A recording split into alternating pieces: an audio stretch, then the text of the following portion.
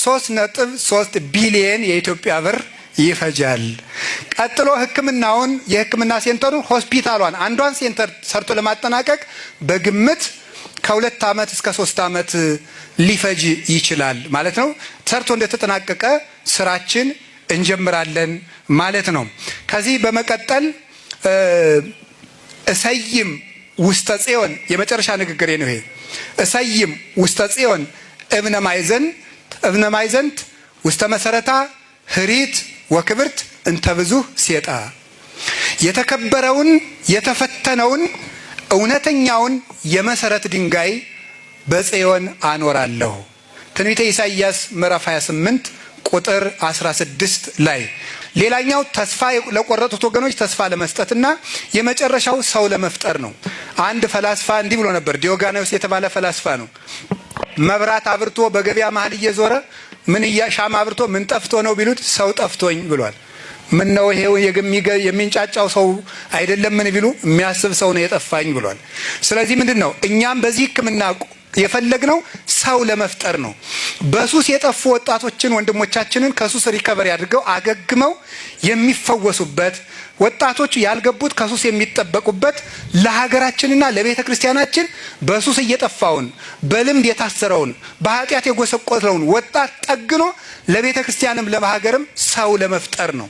ሰው መፍጠር የእግዚአብሔር ዓላማው ስለሆነ በዚህ ምክንያት ሆስፒታሉን መስርተናል። ወንጌልም እንዲፋጠን ገንዘብ ካገኘንበት ደግሞ ወንጌል እንዲፋጠን በተለይም ደግሞ የኢትዮጵያ ኦርቶዶክስ ተዋሕዶ ቤተክርስቲያን 3ቱ ሰንሰለቶቿ የሚባሉት ክህነት፣ ምንኩስናና ትዳር እነዚህ 3ቱ እየፈረሱና እየደፈረሱ ስለሆነ ገንዘብ ካገኘን መንፈሳዊ ፕሮጀክት ቀርጸን ከሀገረ ስብከታችን ጨምሮ መላው የኢትዮጵያ ኦርቶዶክስ ተዋሕዶ ቤተክርስቲያን ጉባኤ ቤቶች ወይም ብፁዓን አባቶች በተቀበሉንና በር በከፈቱልን መንገድ እየሄድን ከሌሎች ጉባኤ ቤቶች ጋር በመሆን 3ቱ የቤተ ክርስቲያን እየተሰበሩ ያሉት ልጅ አስተዳደግና ኦርቶዶክሳዊ ትዳር፣ ክህነት፣ ምንኩስና እንዲጠገኑ ከዚህ ሆስፒታል በሚገኘው ገንዘብ እንሰራበታለን።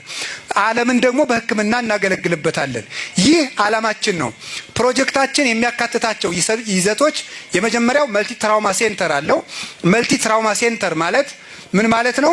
ብዙ ጉዳቶች የደረሱበትን ሰው አንዴ የሚታከምበት ሴንተር ማለት ነው። የምንገነባው እዚህ ቦታ ሆስፒታል ብቻ ሳይሆን ይሄ ሜዲካል ቪሌጅ ነው፣ ወይም የህክምና መንደር የህክምና ምድር ነው የምንመሰርተው።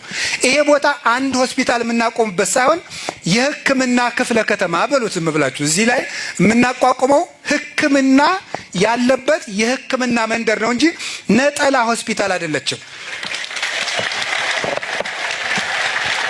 ስለዚህ እዚህ ላይ የምንመሰርተው እግዚአብሔር ይስጥልኝ የመጀመሪያው መልቲ ትራውማ ሴንተር። ለምሳሌ ይሄን ለመንገር ከፎቅ ወድቆ የተከሰከሰ ሰው ቢኖር እጁም ደቆ እግሩም ደቆ ሁሉም ደቆ አንዴ ሁሉም ሰርጀሪዎች የሰርጅን ባለሙያዎች መጥተው ሁሉንም ሰርጀሪ የሚሰሩበት ፈጣን የኢመርጀንሲ ቀዶ ጥገና የሚደረግበት ሴንተር ነው። በዚህ ቦታ ያለው ፓሊቲቭ ኬር ሴንተር አለን። ይህ ማለት አትድኑም ተስፋ ቆርጣችኋል የተባሉ ወገኖቻችን ከየትኛውም ሆስፒታል የተሰናበቱትን በዚህ ሴንተር ውስጥ እንክብካቤ ይደረግላቸዋል። አራተኛ ደግሞ የዲያግኖስቲክ ሴንተር። ይሄ ደግሞ ከልዩ ልዩ ቦታዎች የምርመራ እንዲያደርጉ ታዘው ለሚመጡ ሰዎች ምርመራ የሚደረግበት ሴንተር ነው ማለት ነው። ከዚያ ቀጥሎ የህፃናትና የእናቶች ማዘር ኤንድ ቻይልድ ሴንተር የሚባለው ነው። ይሄ ደግሞ የቅድመ ጽንስና ቅድመ ጋብቻ ማማከር፣ ቀጥሎ ደግሞ ጊዜ ጽንስ ማማከር፣ ከወለዱ በኋላ ክትትልና የህፃናት እንክብካቤና አስተዳደግ ሁሉ የሚሰጥበት የእናቶችና የህፃናት ማዕከልም በዚህ ቦታ እንገነባለን ማለት ነው። ሌላኛው ጠቅላላ ሆስፒታል አለን። ጠቅላላ ሆስፒታላችን የልብ፣ የኩላሊት፣ የካንሰር እና የሌሎች ህክምናዎች ማዕከልም አንዱ ማዕከላችን ነው። ከዚህ ቀጥሎ ደግሞ የቪአይፒ ህክምና አለ።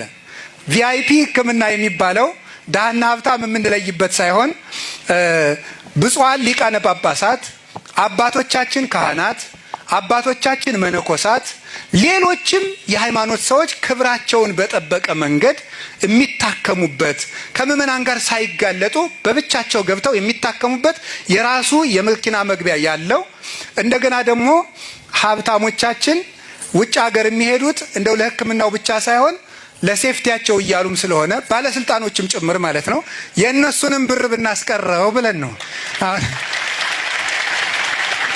ስለዚህ እግዚአብሔር ከፈቀደልን ማንም ሰው ሳያያቸው ወደፊት ይሄ የሜዲካል ቪሌጃችን በጠነከረ ሁኔታ ሲቀጥል የሄሊኮፕተር ማረፊያ ሁሉ ሊኖረው ይችላል።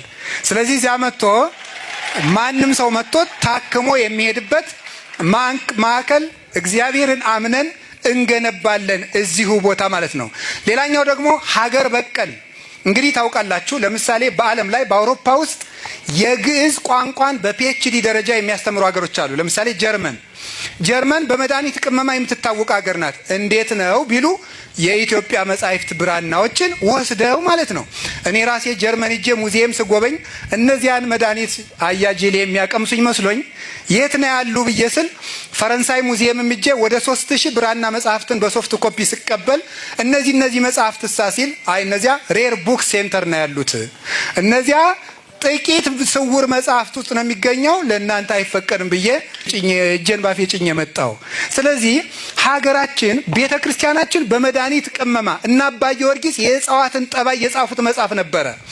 ያንን የኢትዮጵያ ስልጣኔ መልሰን ኢትዮጵያ ውስጥ የመድኃኒት ምርምር እንግዲህ ታውቃላችሁ፣ በዓለም አቀፍ ደረጃ የኢትዮጵያ ሰው እየሄደ የሚታከምባት ሀገር ንገሩኝ እስኪ አንዲት። ብዙ ሰው የሚሄድባት ታይላንድ ትመስለኛለች።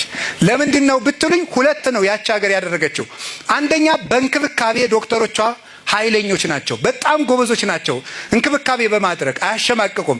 ሁለተኛ ደግሞ ሀገር በቀል መድኃኒቱን አዘመኑትና ወደ ዘመናዊ ሕክምና ቀይረው ሕክምናቸው በደንብ የላቀ ሆነ።